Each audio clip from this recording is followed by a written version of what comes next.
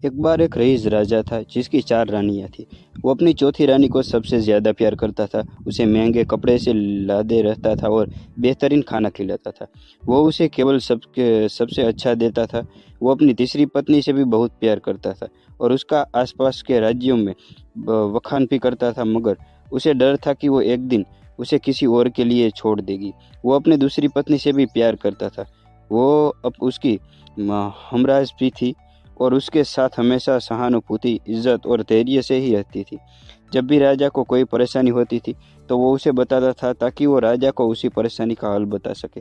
राजा की पहली पत्नी राजा की सबसे वफादार थी और राज्य और उसकी दौलत बढ़ाने में सबसे मदद करती थी, मगर वह उसकी पहली पत्नी से प्यार नहीं करता था। एक बार बीमार पड़ा एक बार राजा बीमार पड़ा और उसे समझ आ गया कि उसके पास समय बहुत कम है। इसलिए उसने अपनी चौथी पत्नी से पूछा कि मैंने सबसे ज़्यादा प्यार तुमसे किया है और तुमने सबसे बेहतरीन चीज़ों से नवाजा है, तुम्हारे सबसे ज़्यादा ध्यान रखा है। जब जब मैं मरने जा रहा हूँ, क्या तुम मेरे साथ देने के लिए मेरे साथ चलोगी? अब उसने चौथी पत्नी ने जवाब दिया कि बिल्कुल नहीं। उसके बात को राजा ने दिल में छुरी जैसी चुभी। अब दूसरी अब दुखी राजा ने अपनी तीसरी पत्नी से पूछा कि मैंने सारी जिंदगी तुमसे प्यार किया, अब मैं जा रहा हूँ, क्या तुम मेरे साथ चलोगी? नहीं, ऐसा तीसरी पत्नी ने जवाब दिया। जिंदगी बहुत अच्छी है और जब तुम मरोगे तो दोबारा भी शादी करूंगी। अब राजा का दिल बैठ गया था और वो ठंडा पड़ गया था। फिर उसने अपनी तीसरी पत्नी से पूछा, मैंने हमेशा ज़रूरत के वक्त तुमसे मदद मांगी है और तुमने भी हमेशा मेरा साथ दिया है, लेकिन अब जब मैं मरूंगा, क्या तुम मेरे साथ देने के साथ चलोगी या आ जाओगी? माफ़ करना, इस बार मैं तुम्हारी मदद के लिए नहीं आ सकती। दूसरी पत्नी ने जवाब ऐसा दिया, राजा, ज़्यादा से ज़्यादा मैं तुम्हारे लिए कब्र तक छोड़ सकती हूँ।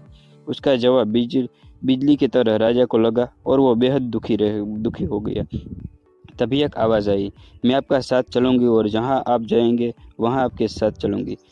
राजा ने अपनी नज़र घुमाई तो उसकी पहली पत्नी खड़ी थी। वो बेहद कमज़ोर थी क्योंकि वो खाती कम थी। दुख से भरकर राजा ने कहा कि जब मेरे पास मौका था तब मुझे तुम्हारा बेहतर ध्यान रखना चाहिए था। दोस्तों, इस कहानी से हमें यह सीखने को मिलता है कि हमारी चौथी पत्नी हमारी शरीर है। हम चाहे इसे सजाए, जलाए, कितने भी दुख दिलाए, मृत्यु के साथ समय ये छोड़ जाएगी। हमारी तीसरी पत्नी हमारी संपत्ति, दुर्गा और दौलत है। जब हम मरते हैं और ये मिल जाती है। हमारी दूसरी पत्नी हमारा परिवार और समीगण है। चाहे वो कितनी ही हमारे साथ क्यों ना हो, ज़्यादा से ज़्यादा वो हमारे साथ शमशान तक ही जाएगी, पर उससे आगे नहीं जाएगी। हमारी पहली पत्नी हमारी आत्मा है, जो अक्सर दौलत, ताकत और अहंकार के सबल ध्यान हो जाती है, मगर हमारी आत्मा ही ऐसी है जो जहाँ जहाँ जाएगी वहाँ तक जाएगी। इसलिए हमें उपजान ताकतवर बनाइए और उसका आज से ही ध्यान रखें। यह दुनिया का आपका सबसे बड़ा तोहफा भी है।